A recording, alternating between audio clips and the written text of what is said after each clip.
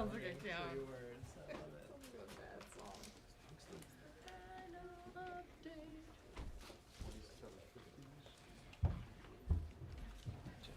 Heads up. McConnell is coming now, guys, to the press conference.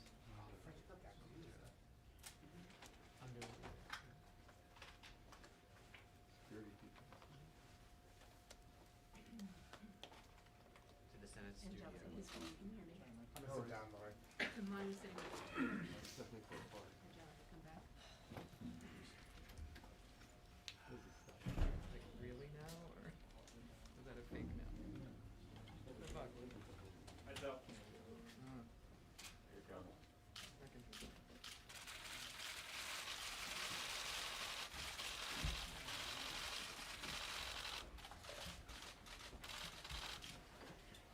Well, good afternoon, everyone. Some of you are probably wondering what's left to be said after listening to all this for the last 2 or 3 weeks. As you know, I'm occasionally rather parsimonious with my comments, and I thought it best to wait until this was behind us before having a more open discussion with all of you about what we've just witnessed. Let me start by saying I don't think any of you doubt that this was the most partisan of exercises. We all fully remember, and it's been said numerous times, the Speaker said roughly a year ago, you shouldn't go forward with an impeachment that was not bipartisan. I've watched her very carefully over the years. Our leadership positions have overlapped, and even before then, we were working together on appropriation bills back in the early days. I'm pretty sure she didn't want to do this. But the fact that she was pulled into this direction against what appeared to be her political instincts a year ago underscores that this was a purely political exercise. Now, having been dragged into something she instinctively felt was a mistake, then the second impulse was, let's get this over with as quickly as possible. Get it out of here, get it over in the other body, and let them deal with it. So that's why you had an abbreviated, truncated rush job over in the House. But even during that abbreviated period, it was pretty clear that they amassed a significant body of evidence from witnesses, which you heard them argue about over here frequently. They provided with us in the House record testimony from 13 witnesses, depositions from 17 witnesses. Then, of course, we added on top of that 180 questions. That we witnessed 193 witness video clips and 28,000 pages of evidence. So I asked my staff to count up the number of times we heard from the House managers during their presentation, how many times it was already proven. There were 60 times, 60, in which House managers said during their presentation to us that the case was either proven or proved, 60 times. There were 33 more times when one or more of the House managers said the evidence was overwhelming. So where did the nonsense about witnesses come from? I have a pretty good idea. After this thoroughly political exercise left the House and came over to the Senate, there was a lot of poll data taken. How are we going to sell this to senators? How are we going to sell it to the American people? Even though we already have all of this testimony and all of these witnesses, what polls well? Why, of course, if you ask the average citizen whether they think there ought to be witnesses in a trial, well, you're going to get an answer that you want. So the Speaker, I gathered, decided to sit on the impeachment papers after arguing that this is a matter of great urgency and the president needed to be removed from office as soon as possible, sit on him for a month, to laughably think that that somehow gave me leverage to concede their principal political argument, which was this was all about witnesses over here on our side. Well, that brought one of those rare smiles to my face, which you witnessed, in which I was perplexed by the strategy that was being employed. Finally, when it became obvious to everyone it was an absurd position, Democratic senators were saying, why don't you send the papers over? Some of our own members were saying it before they got slapped back into line. The papers came over, and we knew full well this was all going to be about witnesses. I had said to my colleagues back in December in anticipation of the impeachment that their strategy would be to get it out of the House quickly and to leave it in the Senate endlessly, so that we'd have that wrapped around our axle indefinitely. And my suspicion was that it wasn't so much about President Trump, but rather about taking the Senate. And my counterpart, Senator Schumer, finally in the last few weeks pretty much admitted it to all of you that that's what this was all about. It was about taking the Senate and about trying to bog us down in this and to try to get my guys to have a lot of tough votes. So I'm proud of my colleagues for seeing through that, for knowing that even though if you ask a typical voter, should there be witnesses in a trial, they'd say, sure, of course there ought to be witnesses. That it was really about, not the president, we all knew he was not going to be removed from office, but about trying to take the Senate.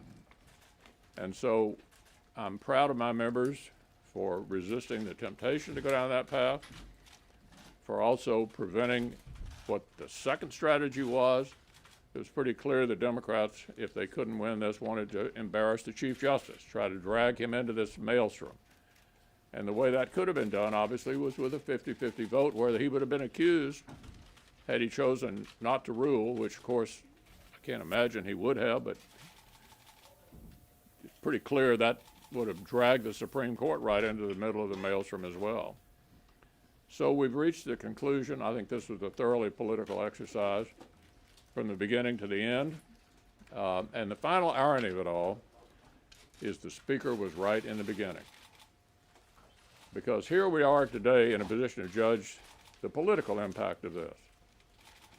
Since it all started about politics, how did it end about politics?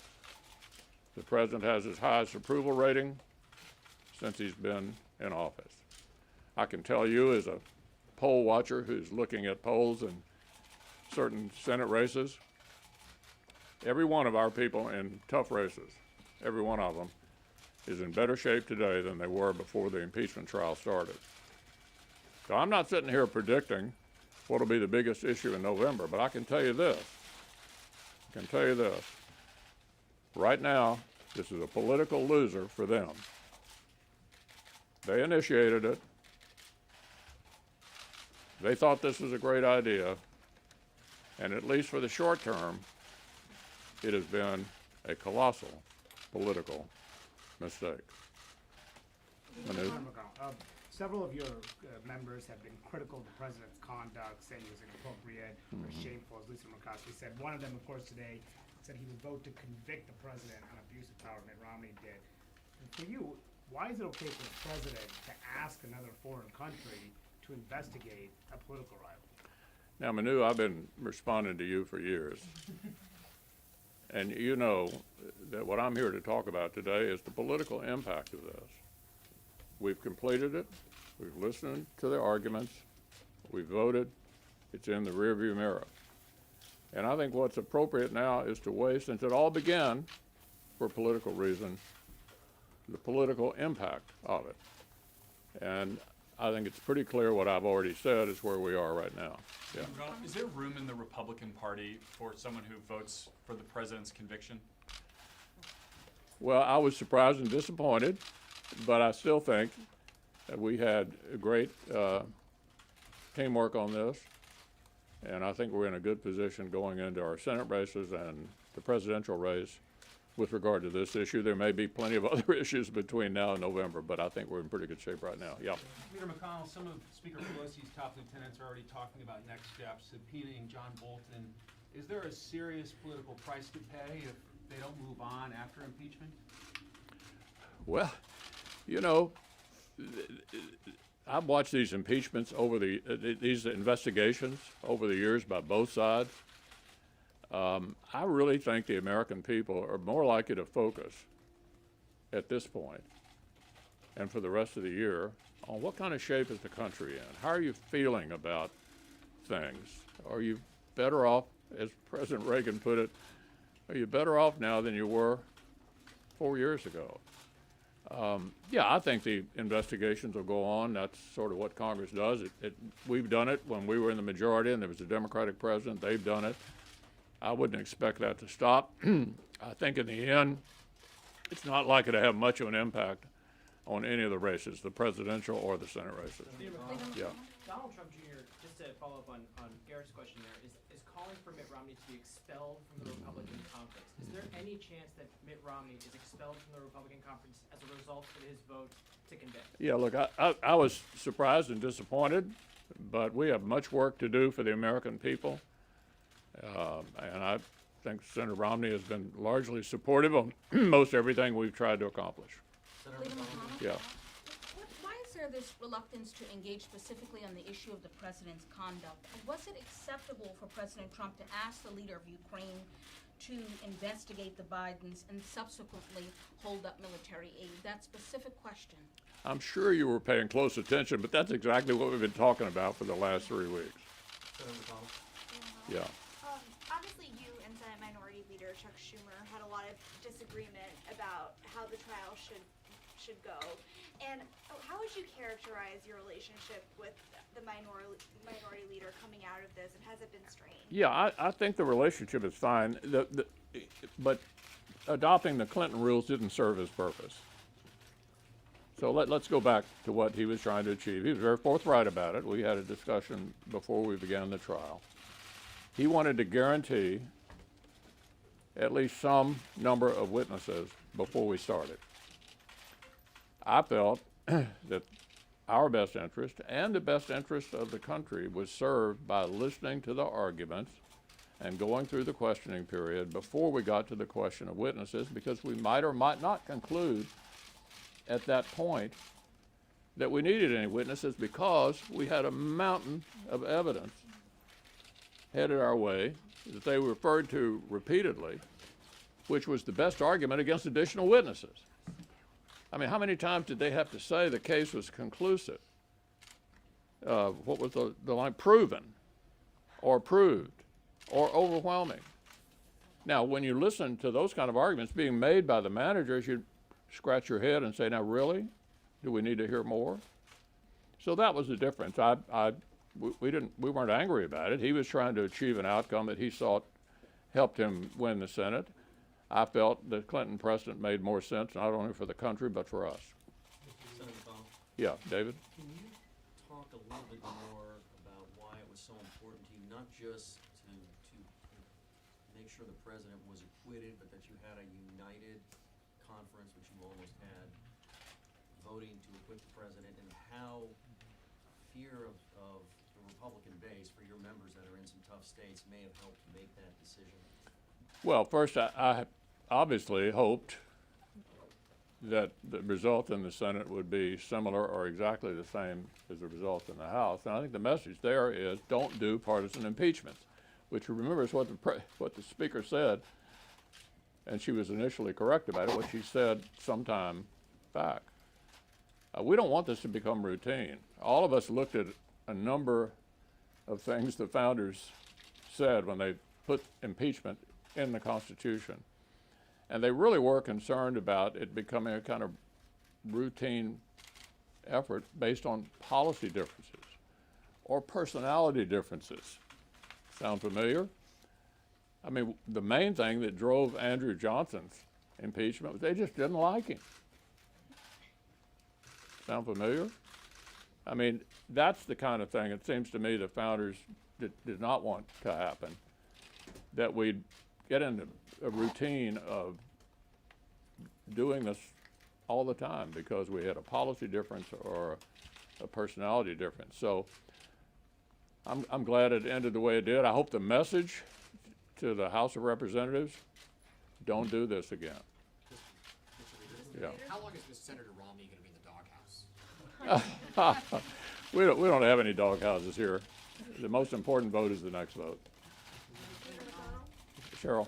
can you talk a little bit about what is on the Senate's agenda going forward? And given the obvious animosity between the Speaker and the President at last night's State of the Union speech, do you think that this Congress can really accomplish anything legislatively with this White House? My biggest problem is accomplishing it with this House of Representatives. As you all know, we were pretty different approaches to America's problems between the House and the Senate. I think we've got a chance to do some more business. I certainly hope so. We're looking at infrastructure, we're looking at our parks bill, we're looking at land and water conservation. There are, even in the midst of the election, some things that I think we can do together. And even though several of you have completely bought into the notion that we're somehow totally dysfunctional, I would point you back to the end of last year. There were a number of dramatic bipartisan accomplishments in the overall spending bills at the end of the year. Admittedly, they didn't move across the floor independently, but in that bill were a huge number of priorities for both sides. And those only get negotiated on a bipartisan basis. So I don't buy the notion that the Congress is dysfunctional. We have some big differences. I mean, look at what the House passes and look at what we do. We do have some big differences. But we'll get some more work done for the American people on the things that we can agree on. And then they'll settle all of this in November and decide who they want to lead the country going forward. Do you envision more emphasis on legislation? Yeah, back in the back. Senators Collins and Murkowski have a resolution to extend the deadline to ratify the Equal Rights Amendment. Is that I'm sorry, I can't hear you. the Equal Rights Amendment resolution from Senators Murkowski and Collins to ratify that constitutional amendment? Is that something you'd be open to putting on the floor? To ratify what? The Equal Rights Amendment? Oh, I haven't thought about that. I'm personally not a supporter, but I haven't thought about it. Senator McConnell, Yeah. will the Republican go after the Bidens after the impeachment? Will the Republican Party go after the Bidens after this impeachment? Will we do what about it? Go after the Bidens. Look, I don't tell the committee chairman what to look at. One of you suggested earlier the House is probably still in the investigatory business. I can only suggest that the Senate could choose to do that as well, but we don't have a dictatorship over in the Senate, and I don't instruct the committee chairman as to what to take a look at. Mr. Leader? Yeah. So you have avoided answering the question that Manu asked several times, including twice today. Mm-hmm. Would you like to make it the third time? Well, you just praised your members for taking difficult votes in a political environment. It's a perfectly reasonable question to ask whether or not the president's actions were appropriate. Yeah, I think that's what we've just dealt with for 3 weeks. 3 weeks. We've listened, we've voted, we've had a number of internal meetings to discuss all of this, which you all ended up knowing a good deal about and writing about. It's time to move on. This decision has been made. As far as I'm concerned, it's in the rearview mirror, and the consequences of it in terms of the future are up to the voters of the country to decide who they want to lead the government for the next 4, and in our case, with the class, 6 years. I'm going to take one more if there is one. Yeah. Leader McConnell, what do you make of the fact that the House vote was bipartisan against the impeachment, and in the Senate, you had the opposite, with Senator Romney being the only GOP? Yeah, I think you can. I think they're pretty clearly party line both ways. I think that's what you can take out of it. Pretty much party line in both chambers. Thanks a lot, everybody.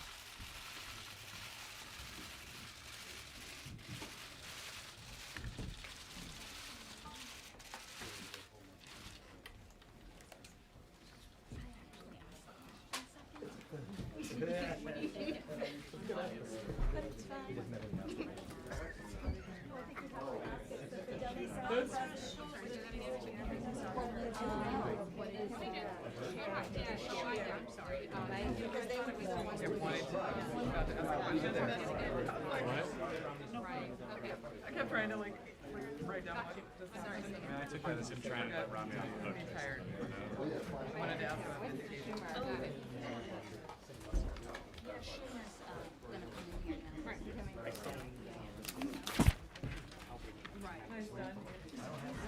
The reality is the Senate's not like the Senate's not really. Right after Schumer, though.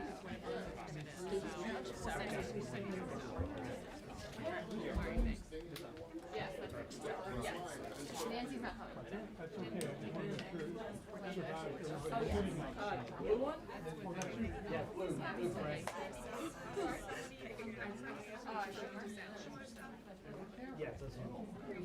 Check, check, check. 1, 2, 3, 4, 5, 6, 7, 8, 9, 10.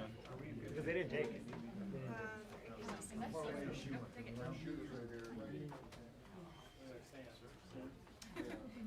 If you can get over here.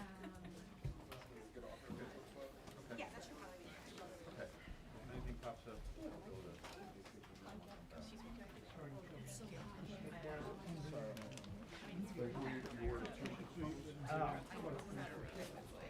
That didn't work.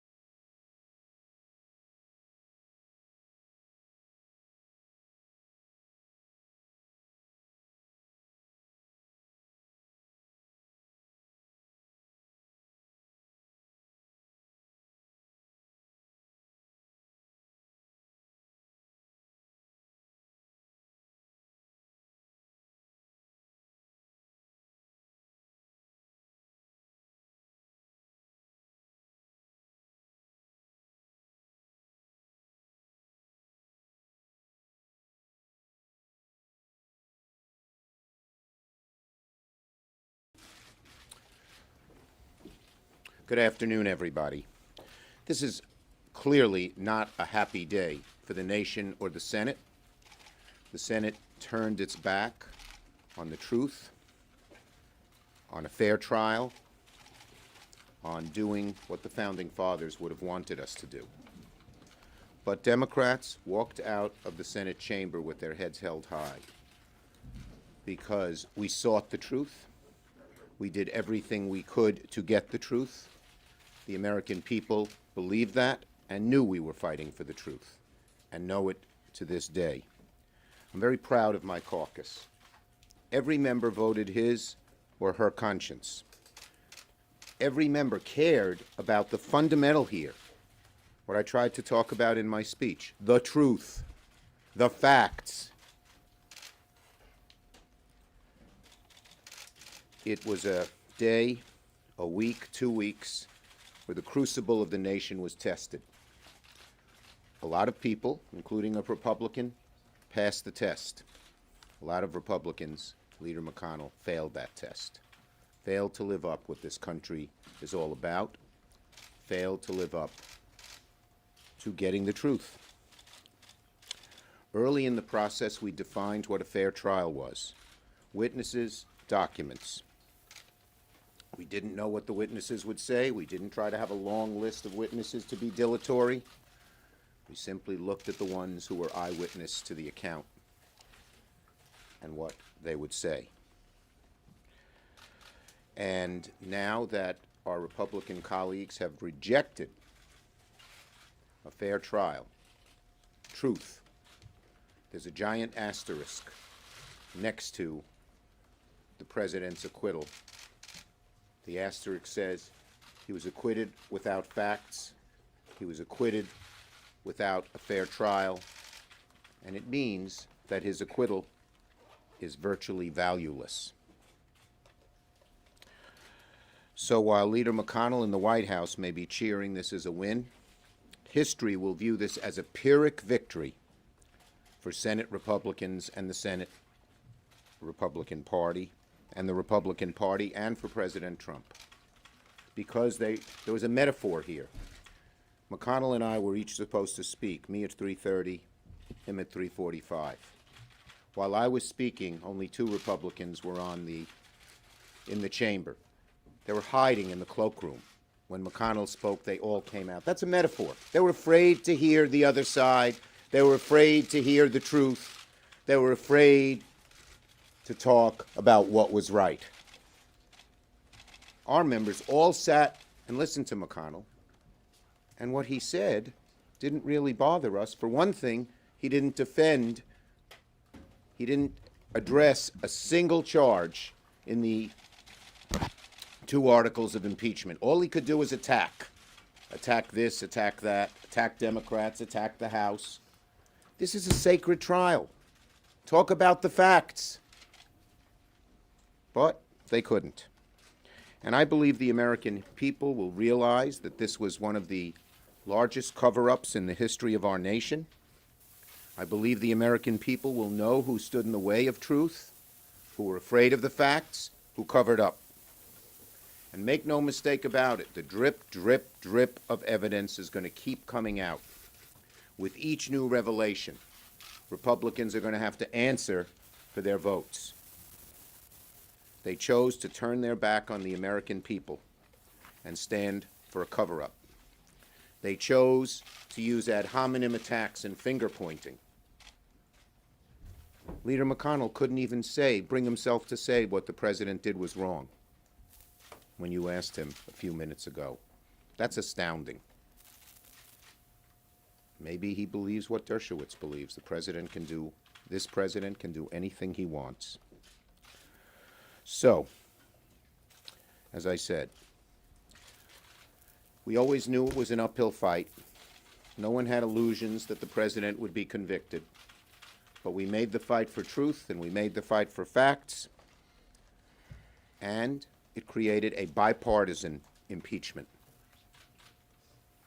that can never be erased from history. Never. And by the way, the chart McConnell had was as deceptive as most of his arguments. How many of those witnesses were allowed by President Trump on that chart? 0. How many documents were allowed by President Trump in the impeachment trial? 0.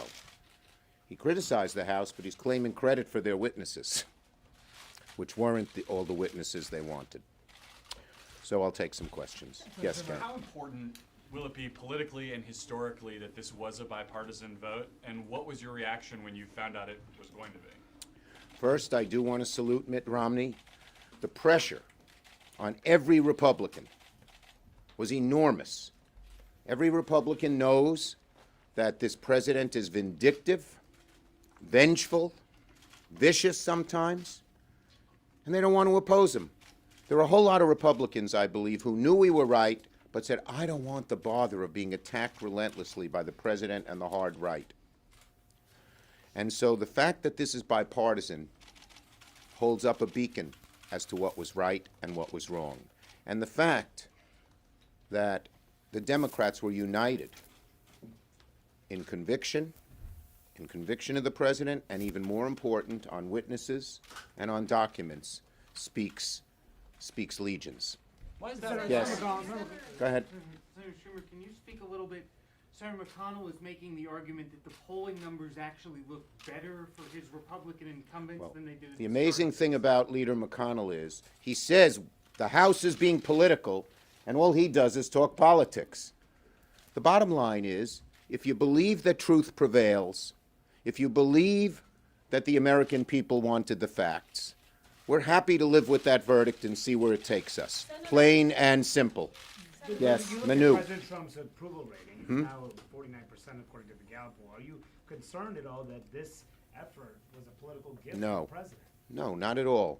This was seeking the truth. History, if you believe that right prevails, And we know we were right, and we know they knew they were wrong, as evidenced by them sort of hiding, shaking in the cloakroom, and even being unwilling to listen to the other side, then you know that it's going to work out. And I believe it will work out. Poll numbers go up and down, up and down. That's not what motivated us here. In something as serious as this, you try to figure out what is the right thing to do, what is the truth, how do you get the truth, and you go forward. And the chips will fall where they may. But almost always, if American history is any indication, when you're right, the chips fall on your side. Go ahead, Cheryl. Did Senator Manchin come to you before announcing his vote and talk to you No, about it? I learned of the vote just before they called the roll when someone told me he put out a statement. Were you surprised? Joe Manchin wrestled with this and struggled with it, showed far more courage than every Republican other than Mitt Romney. And I didn't know where he'd come out. I told him that he should just wrestle with his conscience. He's a religious man with God, and come to the conclusion to do the right thing. And I told him we'd be friends no matter what. No. You always shout out. I'll get to you, but I want to get to people who don't, I try to go to the milder-mannered people occasionally.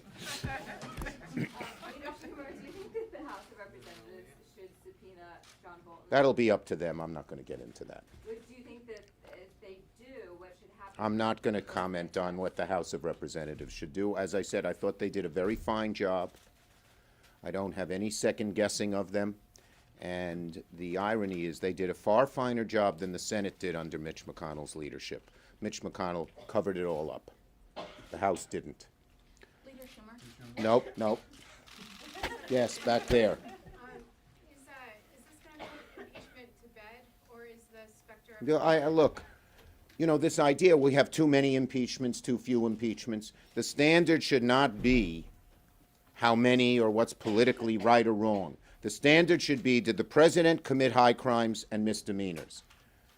I think it's conclusive that the president did. And if the president does it in 3 months, they should impeach him again. And if the next president does it, they should impeach him or her. The bottom line is very simple.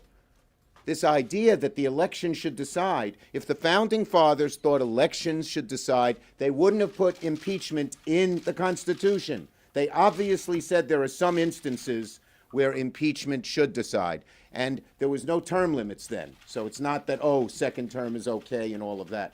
It's the most ridiculous argument that elections should decide when the founding fathers put impeachment in the Constitution. Yes? Ukraine was the prime victim of this trial. Yes. Do you feel that Ukraine can become a toxic issue in legislation? Well, and what would be the signs of support? Well, I hope. We should be supporting Ukraine. There has been bipartisan support for Ukraine in the past, very strong votes for aid for Ukraine. But what happens is when the president comes up with this crazy conspiracy theory that came out of someone's mind and originally came out of Russian intelligence, all the Republicans say, yeah, that must be true. The obeisance to the president, when so many people know he's wrong, when so many people know he's mistruthful, is very damaging to the republic. Okay? You should not be afraid to tell a president he is wrong when you know he is. But Donald Trump has them all very fearful. Very fearful. Yes? You. Hallelujah, you finally got called on. So Speaker Pelosi has been criticized by some Republicans for ripping up President Trump's State of the Union speech. Do you believe that was the appropriate I think the action? greater criticism was the partisan nature of this speech, was the fact that it was untruthful in so many places, when the worst thing about this was the president made this a campaign rally, a reality TV show. He even sounded like a carnival barker. It was so demeaning for the presidency, for this speech. That's what I'm aghast at. Yes? Leader Schumer, you made reference to Senator Manchin. Do you worry about your members from red or purple states who now own these votes to convict? I said truth will will out. And I think those members who voted for truth, who voted for witnesses and documents, as the American people were for, will be rewarded for it. What do you? Nope, not you. You. There's been a number of the president's allies who have now come out saying that Mitt Romney should be expelled from the Republican conference. What do you think that says about the Republican Party generally? Plenty. I mean, do you care to expound on that? I mean, it's. Well, it makes my case. If you stand up when you think the president's wrong, and by the way, the vast majority of Americans and a good chunk of Republicans said the president's wrong. They may have come to a different conclusion, but they said he's wrong, and they want to throw you out of the party. That's why the percentage of Americans who are Republican is less today than when Donald Trump took office. Yes. Yep. I didn't call you, but I'll do you, and then I'll do her. Okay. Senators Gardner of McSally, Republicans who voted against witnesses against conviction. Do you think this plays into their re-election? You know, you're all asking these political questions. Go ask Mitch McConnell. He's interested in the politics in this. We're interested in finding out the right thing, the truth. Okay? Yes. Senator Lisa Murkowski said that the Senate had basically hit bottom with its partisanship. Do you agree? And if you agree, how do you expect the Senate to move Well, forward? I'm not going to tell you what she said, but I went to Murkowski last night and I told her, because she said no one could come to an agreement. I said I went to McConnell 3 times before I sent the letter that asked for witnesses and documents and said, let's negotiate a bipartisan agreement, and he was not interested. Then after I sent the letter, I met with McConnell. I said, let's negotiate. He said, not if you have any witnesses or documents. He was unwilling to negotiate. That's what created the rift. We were willing to sit down and talk. Do you think Yes. related to the rift that you're talking about, earlier Leader McConnell said that despite these partisan divides that have occurred and despite the fact that it is an election year, he does still think that there are things that Congress Okay. can get done together. Do you agree with that? Or do Well, you I'd always want to try, but it's laughable. This is Leader McConnell. I think Dick Durbin mentions it. We've had 27 amendments on the floor, 6 of which were forced by Rand Paul. Leader McConnell has day after day, week after week, month after month refused to put things on the floor to debate. It was laughable that he said impeachment's getting in the way of getting things done. The only thing he's getting done is trying to put all of these right-wing judges on the floor that can pass with 50 votes. So it's laughable that they say they want to get things done, but we're always welcome. If he wants to sit down and try to bring things to the floor and allow amendments, hallelujah. We wait the day. Yeah, did you get one yet? No, sorry, not doing. not yet. Go ahead. You. Okay, Yeah. thank you. Can you talk, do you have any advice for your caucus about taking the high road, moving on? We did take the high road. We're proud of it. As I said, I think we walk with our heads held high. I think the Republican caucus is ashamed, many of them, of what they did. And following up on that, you mentioned that Republicans were afraid of hearing the truth, afraid of hearing the other side. What do you think they have to be afraid of now? They're always afraid of Donald Trump. They're always afraid of Donald Trump. He brooks no dissension. And they look back to last year when the 2 senators who had the courage to oppose him, Senator Flake, a conservative, and Senator Corker, a more mainstream Republican, he hounded them out of the party. Thank you, everybody.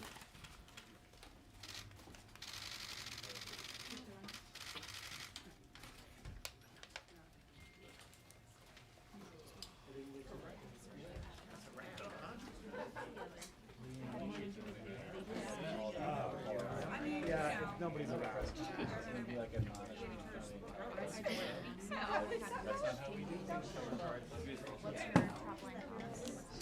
And I would say this is how did